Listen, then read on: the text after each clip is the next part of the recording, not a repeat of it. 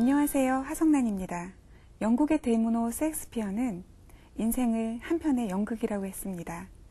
온 세상은 무대이고 남자와 여자는 다 배우라고 했는데요. 그렇다면 여러분은 어떠세요? 여러분이 지금 하고 계시는 연기가 마음에 드세요? 오늘은 12살 이후로는 성장할 필요가 없었다라고 당돌하게 말하는 한 소녀의 이야기입니다. 이야기를 같이 나눠볼 소설가 은희경 씨를 먼저 화면으로 만나보시겠습니다.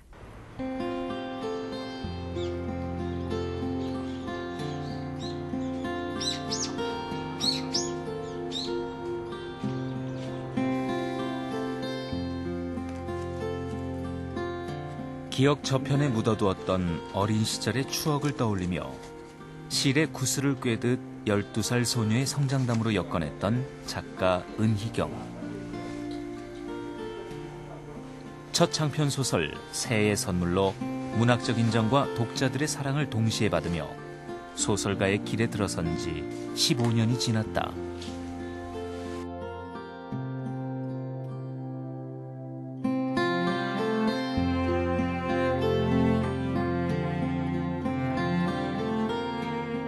새해의 선물은 무궁화호가 발사되는 1995년의 시점에서 아폴로 11호가 달을 향해 발사되던 1969년 무렵을 회고하는 형식으로 구성된 액자 소설이다.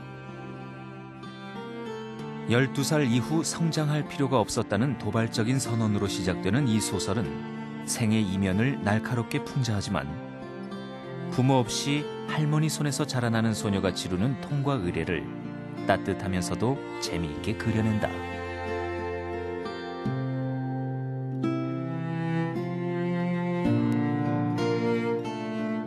작가 은희경을 보면서 최만식 선생과 김유정 선생을 사실은 많이 떠올리는 편입니다. 세상을 부정하고 냉소하지요. 그렇지만 그 안에서 세상을 보는 아주 따뜻한 시선이 넘쳐 흐르는 작가가 아닌가 생각을 합니다. 그래서 작품을 읽을 때 표면적으로는 세상에 대한 아주 신랄한 비판과 풍자 그리고 냉소를 하고 있는 것 같지만 그 신랄한 냉소와 비판 풍자가 사실은 보다 진정하고 따뜻한 세상에 대한 강한 염원을 가지고 있기 때문에 나온 것이 아닌가 싶은 생각이고요. 따라서 흔히 은희경을 냉소적인 작가로 기억하고 있습니다만 사실은 그 냉소는 진정으로 따뜻하고 인간다운 세상을 바라는 그런 염원에서 나온 것이다라는 걸 기억할 필요가 있는 그런 특이한 작가가 아닌가 이런 생각을 가지고 있습니다. 은희경 작가는 풍부한 상상력과 능숙한 구성력, 인간을 통찰하는 신선하고 유머러스한 시선, 감각적인 문체 구사가 특히 뛰어나다. 오랜 침묵을 딛고 장편 소설을 연재하기 시작한 요즘, 오랜 공력을 지닌 작가가 풀어낼 새로운 이야기가 기대된다.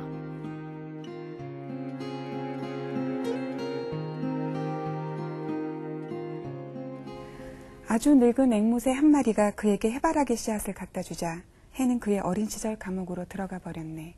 자크 플레베리의 시 새해 선물입니다. 그렇다면 소설가 은희경 선생님이 우리에게 가져던 씨앗은 우리를 어느 곳으로 옮겨다 놓은 것일까요? 오늘은 소설가 은희경 선생님을 모셨습니다. 안녕하세요. 안녕하세요. 네, 어느 글에선가 새해 선물을 쓸 당시에 서툴고 불안하고 미숙했던 마음으로 돌아가고 싶다라고 하셨던 기억이 있는데요. 그렇다면 오늘은 정말 95년 말에 이제 센세이션을 불러일으키면서 나온 새해 선물입니다. 이후로는 우리가 더 이상 자크 플레베리의 시의 제목을 기억하지 않게 됐는데요. 그 시절로 봐서 10년이 네, 더 지난 15년 가까이 네. 됐습니다. 그 과거의 시간으로 선생님 말씀하셨던 다소 서툴고 미숙했던 그 시간으로 되돌아가 보는 시간인데요. 데뷔하시고 1년이 채 못 돼서 이제 큰 상을 받으시면서 이제 주목을 받기 시작하셨는데 정말 우리에게는 새해 선물이었지만 선생님에게는 또 다른 선물이 아니었을까라는 생각을 하게 돼요. 네. 어쨌든 이 소설로 제 인생이 많이 바뀌었으니까요. 네. 그러니까 선물이 아닐 수 없고 일단 이 소설로 제가 이제 독자들에게 또 어느 정도 문단에 이름을 알리면서 이제는 정말 이거 하나만 잘하면 되는구나. 많은 거를 잘 하지 못하는 것을 열심히 하려고 애쓰면서 살아왔던 인생이었는데 이제 이거 하나만 잘하면은 된다고 생각하니까 훨씬 편해졌고 그게 바로 저한테는 제 인생의 제일 큰 선물이었던 것 같아요. 네. 새해 선물을 구상하시게 된 계기가 있었다고 들었어요. 글쎄 이제 제가 신춘문예 그 당선이 됐는데 아무 데서 청탁이 안 왔어요. 그래서 이제 이제 여름이 지나가니까 이제 뭔가 다른 식으로 모색을 하지 않으면 이대로 묻히고 만다는 생각이 들어서 장편을 쓰기로 마음먹었는데 모든 장편 처녀작은 자전소설이라는 말이 있듯이 저도 아무튼 내가 제일 잘 아는 얘기를 쓰자 생각했을 때 나의 유년에 풀리지 않았던 내가 의문들, 그런 거, 질문들, 그런 거에 대해서 좀 써보고 싶었어요. 이제 그 무렵에 읽었던 책들 중에 뭐, 반바지 당나귀랄지, 또 그 아고타 크리스토프의 존재의 세 가지 거짓말이랄지, 그런 것들이 또 저한테 강한 인상을 주면서, 맞아, 이거야. 이런 소녀의 시각으로, 어떤 본질적인 질문을 해보는 거야. 이런 식으로 제 마음에 큰 그 용기를 갖게 됐었어요. 아까 말씀하셨듯이 그 12살 그 계집아이 진이라는 그 인물은 굉장히 세상에 대해서 냉소적입니다. 그래서 어른인 독자가 봐도 그 친구가 가지고 있는 어떤 시선이라는 것이 편협한 게 아니라 오히려 어른이 갖고 있는 딱 들어맞는 그런 눈을 갖고 있다고 생각을 하게 되는데 이런 냉소에는 어떤 의도적인 게 있으셨을 것 같아요. 네, 몇 가지 있어요. 우선 한 가지는 그동안 제가 읽어왔던 한국 소설이 저는 조금 너무 따뜻하고 너무 화해하는 결말이 아닌가. 그리고 인간의 착한 면, 인간의 선한 면만을 너무 믿으라고 말하는 게 아닌가. 거기에 대해서 좀 불만이 있었어요. 그래서 난 소설을 쓰면은 인간이 가지고 있는 가장 나약하고 모순되고 또 치사하고 비겁한 면들을 좀 써보겠다. 이런 생각들이 우선 강했고요. 그리고 또 한 가지는 저는 기본적으로 모든 좋은 소설은 모든 좋은 작가들은 냉소적인 태도를 갖고 있다고 생각해요. 그 냉소적인 태도라는 것은 어떤 무슨 염세적인 시각이 아니라 이 세상의 일들의 균형을 잡으려는 자기 검열이랄까? 그런 어떤 시각이라고 보거든요. 그래서 제가 결심한 게 절대 울지 말고 쓸 것, 또 절대 내 감정을 그대로 드러내 보이지 말 것, 그리고 절대 용서해주지 말 것, 이런 식으로 제가 어떤 대원칙 같은 거를 좀 정하면서 쓰다 보니까 이런 글을 쓰게 됐고, 결과적으로 많은 사람들이 냉소적이다, 혹은 유학적이다 그러는데, 유학적인 것은 한 방편이었던 것 같아요. 근데 지금은 유학은 졸업했다고 제가 말하고, 냉소적인 태도는 그냥 작가로서 어떤 사물에 대한 균형 감각을 갖는다는 의미로 계속 저는 갖고 싶어요. 그렇지만 새해 선물을 읽다 보면 전체적으로 어떤 저 뒤에 서 있는 작가의 시선이 굉장히 따스하다는 것을 네. 역시 느낄 수가 있는데요. 새해 선물의 주인공은 남도의 소읍에 살고 있는 그 진이라는 12살 소녀입니다. 근데 삶이 자신에게 호의적이지 않아서 그래서 삶의 이면을 보기 시작했다고 말하면서 12살 이후에 자신은 성장할 필요가 없었다라고 이제 단언을 하는데요. 이 소녀의 한마디가 그 뒤에 많은 작가들의 소설에도 언급이 되기도 하고 또 12살 하면 먼저 이 진이의 모습이 떠오르게 되는데요. 어떤가요? 제가 알고 있는 은희경 선생님의 모습은 그 진이의 모습과는 조금은 다르지만 오히려 이 서대에 묘사되었던 그 자신의 룰로부터 결코 벗어나지 않았던 그런 삶을 살고 계셨던 분이라고 생각이 되지만 진이의 모습이 어떤 자신의 모습이 좀 투영된 걸까요? 어떤 걸까요? 굳이 말하면 이제 저는 저 개인사를 보면은 저는 이제 이 진이처럼 소읍에서 성장했는데 저는 사실은 부모님 기대를 많이 받은 장녀예요. 그래서 어떻게 보면은 교육받은 대로 뭐라 그럴까, 스스로가 그 기준에 맞춰서 자라났다고 할 수 있을 것 같아요. 그래서 한편으로는 자연스러운 저에 대한 그 갈망이 있는 거예요. 그래서 제가 소설을 썼을 때 이런 주인공이 나온 걸 보고 제 스스로 내가 만약에 그런 식으로 부모님에 의해서 어떤 틀을 받고 그 틀에 맞추려고 살지 않았으면 이런 사람이 되었겠구나, 그런 생각을 했어요. 그러니까 어떻게 보면 이것은 제가 스스로 키운 또 하나의 저의 모습이라고 할까요? 그런 점에서 뭐 저랑 전혀 다른 사람은 아니라고 할 수 있겠어요. 예, 가지 않은 길에 대한 또 다른. 네, 제가 그걸 내시네요. 편집해 본 것 같아요. 네. 진이는 바라보는 나와 보여지는 나로 이렇게 분리 상태가 되어 있으면서 그 간극을 굉장히 유지를 잘해요. 근데 그렇게 된 게 이미 12살에 자신이 알아버린 세상 때문이라고 말을 하곤 하는데요. 자기를 둘러싼 어떤 세상에 대한 비판적 거리를 유지한다는 것은 그게 자신을 보호하는 어떤 방어적인 것이잖아요. 그쵸? 그렇죠. 예. 예. 그리고 이 주인공이 뭔가 세상이 잘못된 것 같은데 자기가 그것을 바꿀 만한 힘이 없을 때 나를 바꿀 수밖에 없다, 그런 그 대전제를 가지고 있어요. 그래서 세상이 나를 상처 입히지 못하도록 내가 나를 이렇게 두 개로 나눠서 남들하고 상대하는 나를 만들어서 상대하게 해놓고 진짜 나는 그 뒤에 한 걸음 물러나서 이거를 지켜보는 나로서 그냥 나를 지켜나가겠다.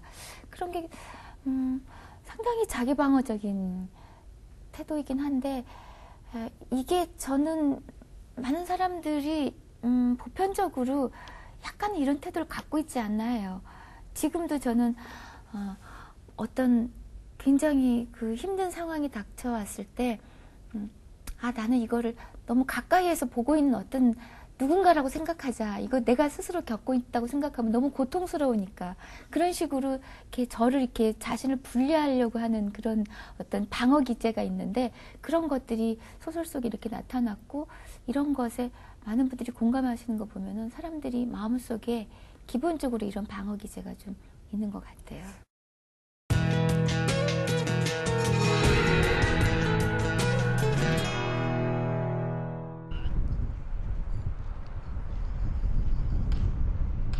묘사의 디테일 덕분에 눈앞에 생생하게 펼쳐지는 새해 선물의 공간적 배경은 작가의 고향인 전북 고창을 무대로 하고 있다.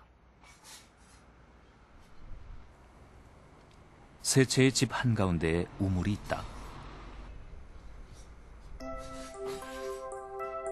우물을 중심으로 감나무집에 살고 있는 사람들의 모든 소문과 비밀이 샘솟는다.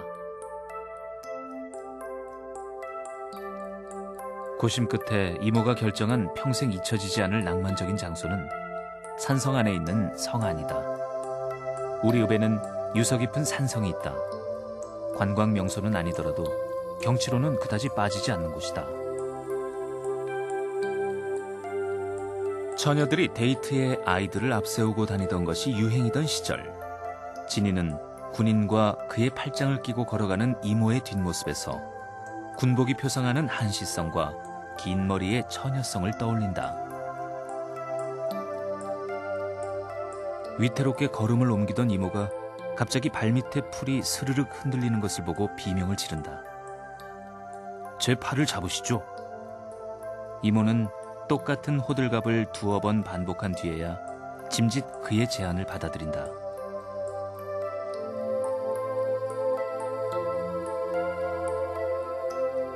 고창 읍성을 배경으로 한 성안은 진이 이모와 군인 이형렬이 처음 만난 장소이자 진이와 화석의 추억이 깃든 공간이다. 며칠 전부터 반장이 자꾸 내게 무슨 할 말이 있는 것처럼 내 주위를 맴돌았다. 어제는 토요일이었지만 다음 주에 있을 환경미화 심사에 대비하느라고 학급 임원들이 다 학교에 남아 늦게까지 게시판을 꾸몄는데, 그때도 반장은 계속 내 쪽만 기웃거렸다. 진이는 군수 아들인데다가 귀공자처럼 잘생기고 공부도 잘하는 반장 김범진과의 일을 천연덕스럽게 늘어놓으며 장군이의 질투심을 유발한다. 장군이 엄마를 골탕 먹이기 위한 계획은 실험 대상으로 택한 장군이가 변소에 빠지는 것으로 성공리에 끝난다.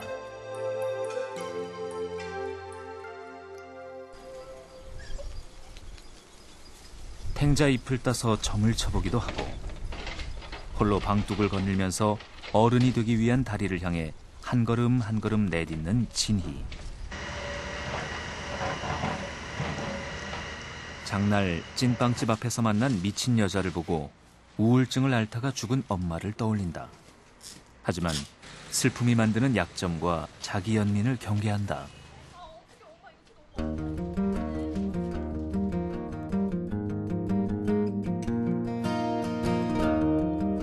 차부는 아침이라 한산하다. 차부 앞에 오니 허석이 떠난다는 것이 실감되면서 이상하게 코끝이 아프다. 앞서 걷던 나는 그에게 보일 마지막 모습이 기억에 남을 만한 아름다운 장면이 되기를 바라면서 작별 인사를 하기 위해 그를 향해 돌아선다.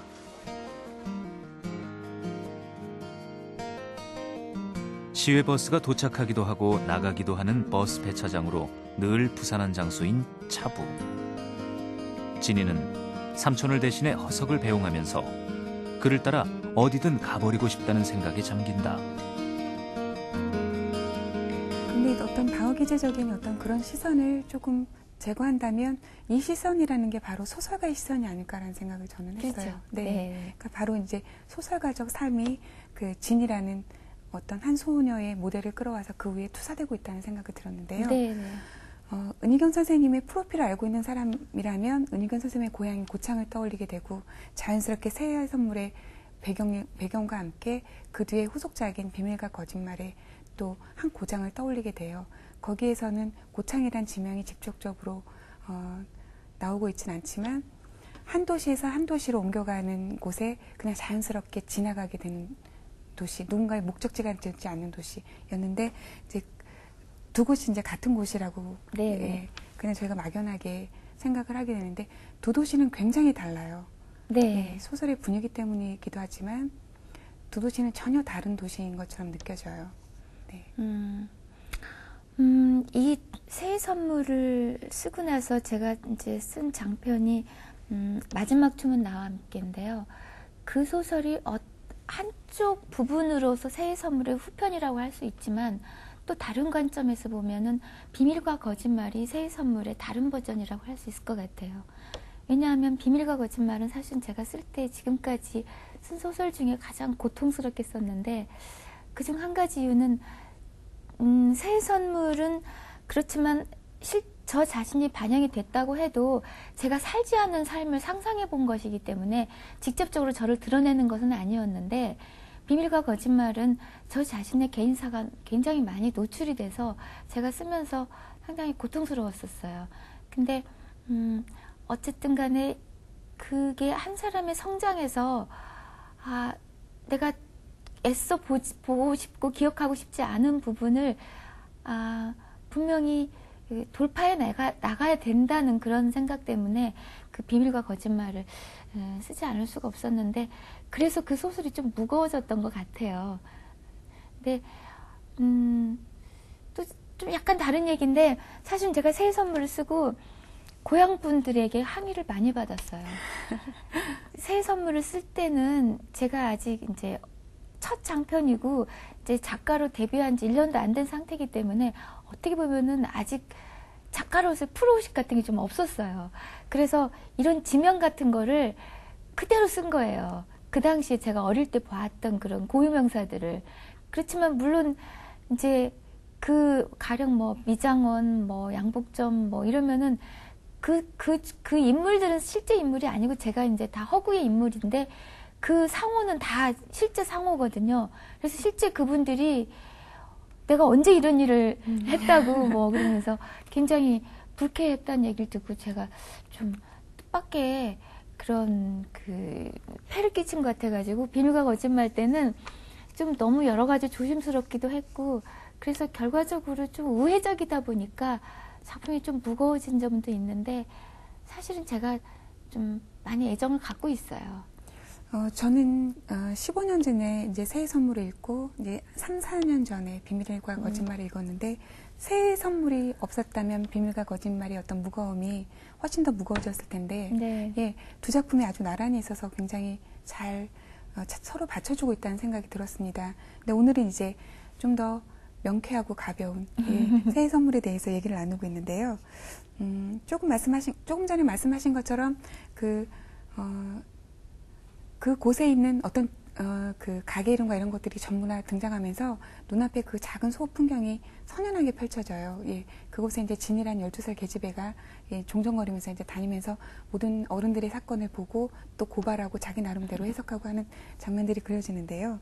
새해 선물은 오물을 중심으로 해서 두 개의 집이 있고 또 가게집이 있죠. 네. 예, 그리고 감나무가 있는 그런 집이 이제 중심 무대가 됩니다. 정말 그런 집이 있죠. 거기에 있는 건가요? 네. 네.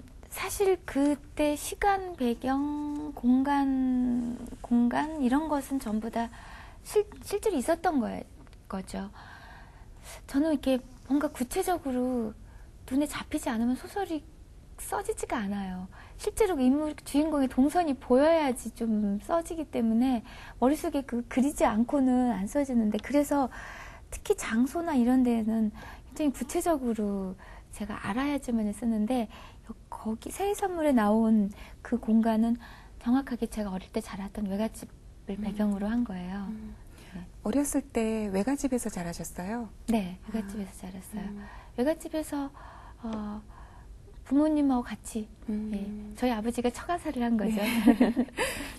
그 새해 선물에 보면 에피소드가 굉장히 인상적이에요. 그러니까 전에도 한번 어느 자리에서 낭독하시는 부분의 에피소드를 듣고 다시 들었음에도 불구하고 굉장히 재밌었는데요. 아마 목욕탕 장면이었던 것 같아요. 근데 광진테라 아저씨나 아줌마, 또 장군이와 장군이 엄마, 이렇게 성격이 상반된 캐릭터들이 충돌하면서 묘한 재미를 불러일으키고 있는데요. 또 그런 반면에 할머니, 삼촌 이런 것에 대한 이런 그 나레이터인 진이에 대한 애정 같은 것은 또 굉장히 솔직하게 드러나는 거고요. 그 삼촌을 제일 좋아한다는 느낌을 받게 되는데 가장 애정이 가는 인물은 어떤 인물인가요? 글쎄요. 근데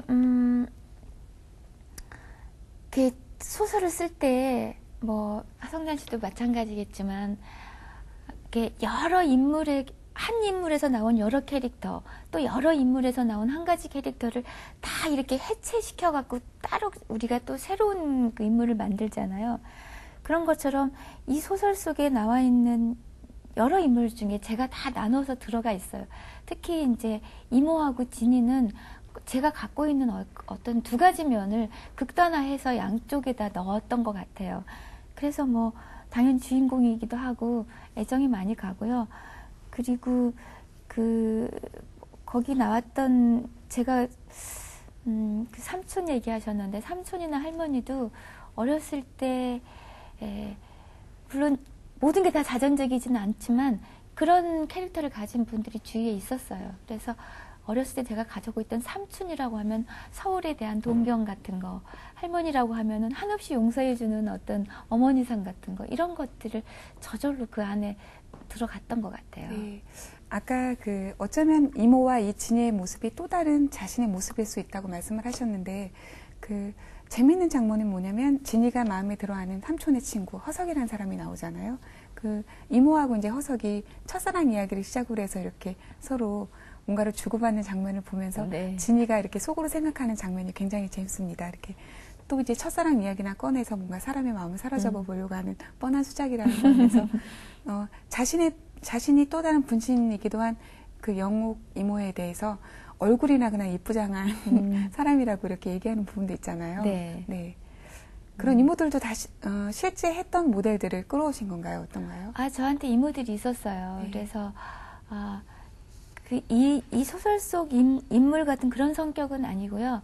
캐릭터는 굉장히 다른데 보통의 인물들이에요. 왜 멋부리고 연애도 잘하고 하지만 조카한테는 굉장히 엄격하고 그런 이모였기 때문에 이 소설에 나온 이모처럼 조카한테 의지하는 철없는 이모는 아니었지만, 하여튼 그런 설정들이 어쨌건 간에 제가 남을 해석하는 그런 관점이 다 들어간 것 같아요. 그래서 아마 어릴 때부터 좀 저 속마음이 뭘까 이런 생각을 좀 많이 하긴 했던 것 같아요. 네.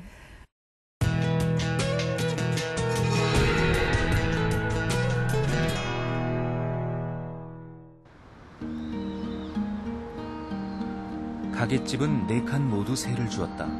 가장 넓은 칸이 뉴스타일 양장점이고 그 옆이 광진테라와 우리 미장원, 그리고 뉴스타일 양장점 지붕 위로 올린 반쪽짜리 2층은 문화사진관이다.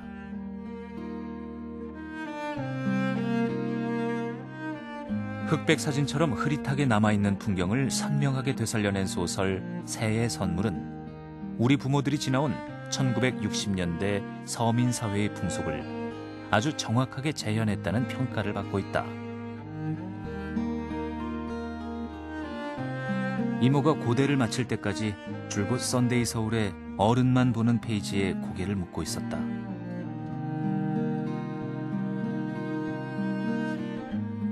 썬데이 서울을 비롯해 대한뉴스, 가스명수, 도시락 혼식 검사, 동백님 사건, 국민교육 헌작, 증산, 수출, 건설의 표 등 1960년대 말 시대를 상징하는 기호들이 곳곳에 등장하는 것은 물론 당대에 대한 섬세한 묘사가 돋보이는 새의 선물은 세태소설로서 충분한 가치를 확인할 수 있는 작품이다.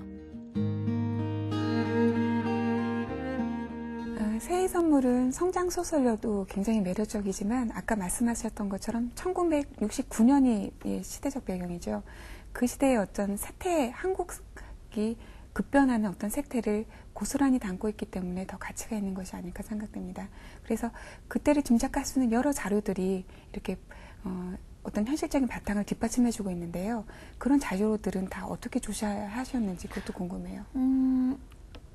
제일 많이 의존한 것은 물론 저희 기억력이에요.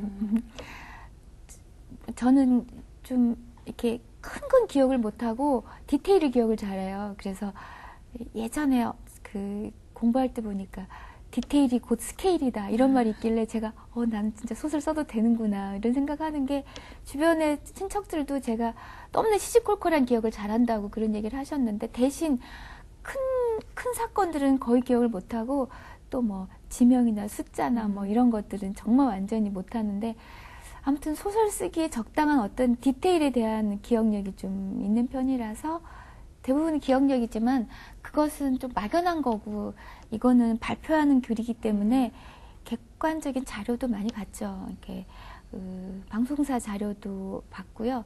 그리고 그 당시 뭐 책 같은 것도 좀 찾아봤고 그런데 이 60년대 말 69년 한 해가 배경인데 저희 그 초등학교 그때 그 시절이 제가 정말 질문이 많았던 시기잖아요, 그때가. 그래서 그때 했던 시시콜콜한 사건들, 뭐 가령 아폴로 발사랄지, 또 뭐 공장에 실제로 공장에 불이 났었거든요, 유직 공장에. 그런 거랄지, 그런 사건들이 소설을 쓰기 시작하니까 정말 너무나 자세히 제가 기억이 나는 거예요. 그래서 소설에도 썼지만 어떤 한 시기가 사람이 프로그래밍 돼가지고 그것들이 앞으로 살아가는데 어떤 패턴을 만드는 게 아닌가 그런 관점이 소설에 좀 많이 들어와 있어요. 몇 해 전에 아버님을 이제 여의고 선배가 상심해했던 그런 모습들이 기억이 납니다. 어쩌면 가족의 이야기이기도 하지만 비밀과 거짓말에서 드러났던 아버지의 그런 역할도 생각해 보면 어쩌면 선생님의 문학의 어떤 한 부분을 차지하고 있는 것도 바로 아버지가 아닌가라는 생각을 하게 되는데 여기 새의 선물에서도 나중에 이때 아버지가 직접적으로 이제 등장을 하게 되죠. 모든 사람에게 이제 아버지 극복이라는 것이 또 문학에서도 중요한 화두이고 그런데 저는 개인적으로 모범생이 되고자 30대까지 그렇게 살아왔기 때문에 그것은 아버지의 딸로서 자랑스러운 딸이 되려는 시기가 굉장히 길었어요. 그런데 어느 한순간에 아버지라는 그 가치를 제가 객관화했을 때 받아들일 수 없는 부분이 너무 많은 거예요. 그게 이제 제가 대학 시절하고 같이 왔는데 저희 아버지가 이제 경제개발 시대 산업역군이다. 그랬으면은 제가 80년대, 70년대 말 80년대 초의 대학생일 때 그런 것이 제가 지금까지 아무 반항 없이 받아들여 왔던 가치관에 대해서 충분히 회의해야 될 시기였거든요. 그때 사회 정의감 막 생겨나고 이럴 때 아버지가 이 사회에서 한 역할을 제가 받아들일 수 없는 거예요. 그런 아버지에 의해서 사육되어 다진 저 자신도 용납할 수가 없는 거예요. 그때의 어떤 그런 갈등 같은 거 이후로 마음속으로부터 아버지를 떠나는 시기가 있었어요. 그래서 그런 것을 그러면서 그런 아버지의 부정을 통해서 제가 문학을 시작했기 때문에 제 소설이 이렇게 따뜻하거나 화이롭지 않고 뭔가 이렇게 무엇인가를 익숙하고 고마운 것을 깨뜨려야 된다는 어떤 자의식이 굉장히 강했던 거죠. 근데 결국 비밀과 거짓말을 좀 쓸 때쯤에서 결국 그런 아버지랑 나를 동등하게 놓고 볼 수 있을 만큼 스스로의 자아가 성립됐을 때 이제 좀 아버지를 넘어선 어떤 문학 같은 게 가능해졌던 것 같아요. 그래서 오랜 빚을 다 갚아버린 것처럼 제가 서문에 싸구려 장식이 가득 붙어있는 그런 젊음이라는 옷을 이제 벗어버릴 수 있을 것 같다 이렇게 말했었거든요. 그래서 어떻게 보면은 모든 문학 작품이 그렇지만 아버지의 극복이 비로소 이루어지고 제가 이제 오디션을 통과한 것 같은 기분이다 이런 말을 한 적도 있어요. 그렇다면 새해 선물에 나타나는 어떤 아버지의 등장과 의주공자의 화제 이런 것들은 어떻게 그 소설 속에서 어떤 맥락으로 읽어야 될까요? 그러니까 그 전까지는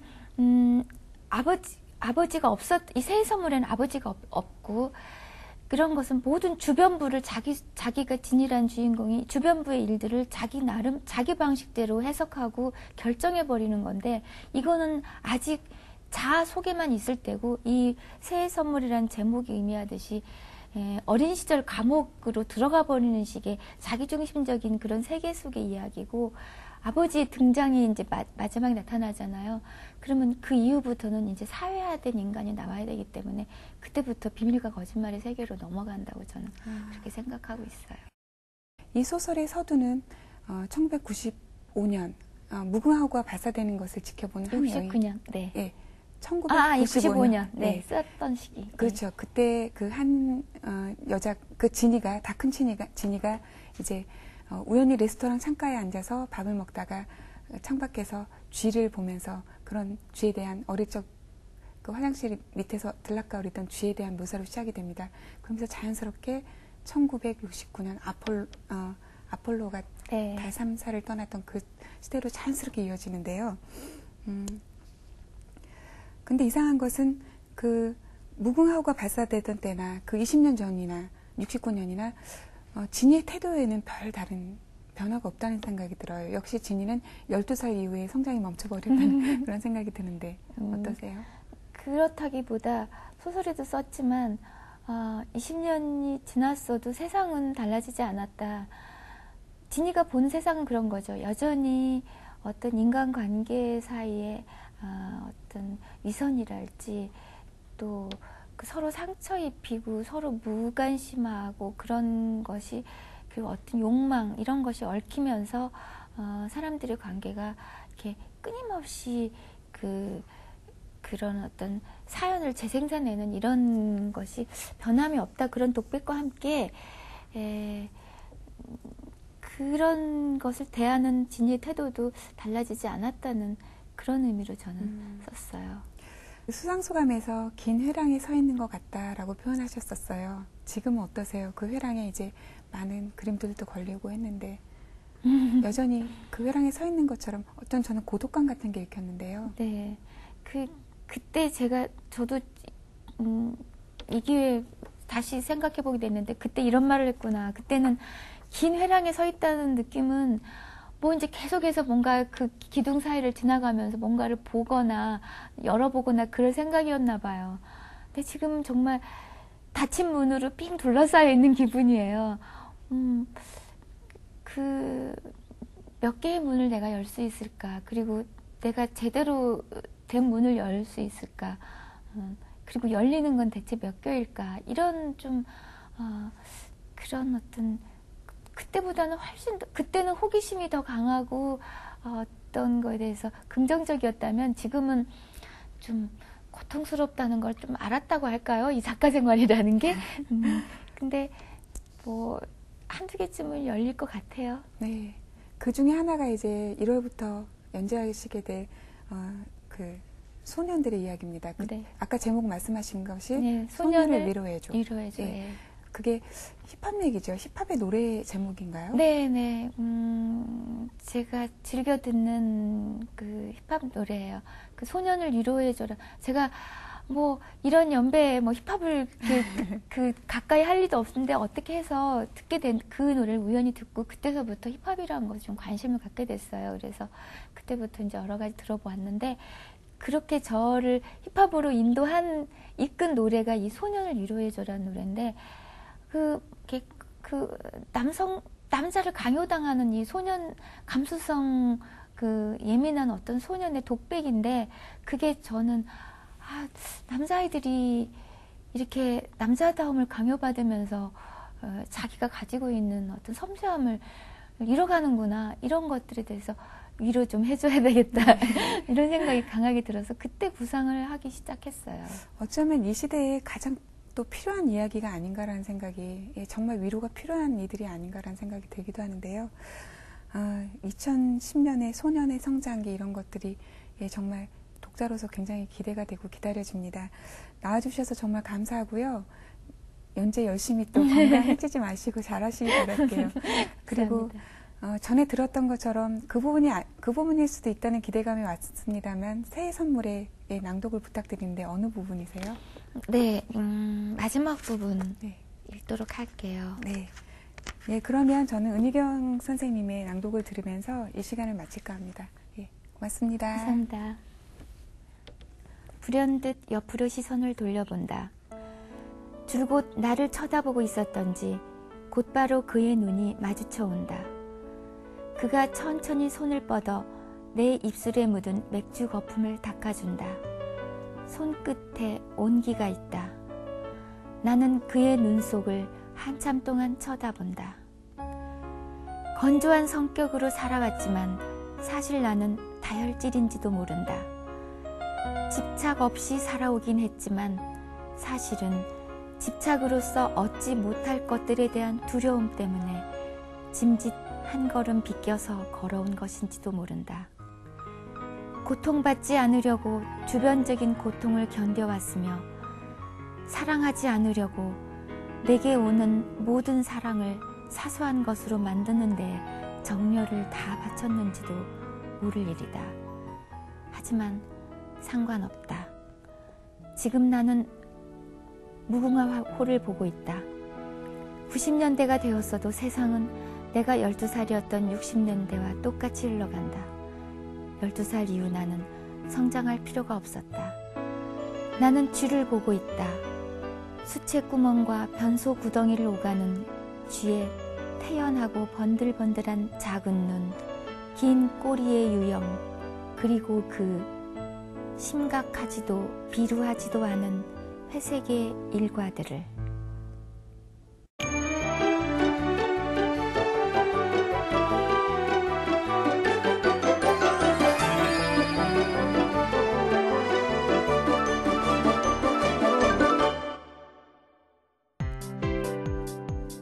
작가의 개성을 만끽할 수 있는 박민규 작가의 소설집 카스테라. 비루한 현실을 특유의 만화적 상상력으로 유쾌하게 그려내고 있습니다. 한국 문학계에 새로운 영토를 제공한 김현수 작가의 세계의 끝 여자친구. 사람 사이 소통의 중요성을 일깨워주는 9편의 작품이 수록되어 있습니다. DJ 소설가 김중혁이 전하는 녹음 테이프, 악기들의 도서관. 어느 한 군데쯤은 모두 엇박자인 사람들의 따분한 일상을 경쾌하게 연주합니다. 엽기적이고 끔찍한 묘사로 주목받은 편혜영 작가의 사육장 쪽으로 평범한 일상을 모티브로 현대사회의 불안과 공포를 형상화하고 있습니다. 어느 나이에 이르기까지는 할 수 없는 일들이 있고 또 어느 나이에 이르기까지는 이해할 수 없는 일들이 있습니다. 어른이 되기 위한 통과 의례를 거치려면 반드시 좋은 멘토 하나쯤은 필요하다는 것이 제 생각인데요. 우리가 자랄 때 어른들의 사랑과 격려가 필요했듯이 말입니다. 책을 삼킨 TV 오늘은 여기까지고요. 다음 시간에 다시 뵙겠습니다. 감사합니다.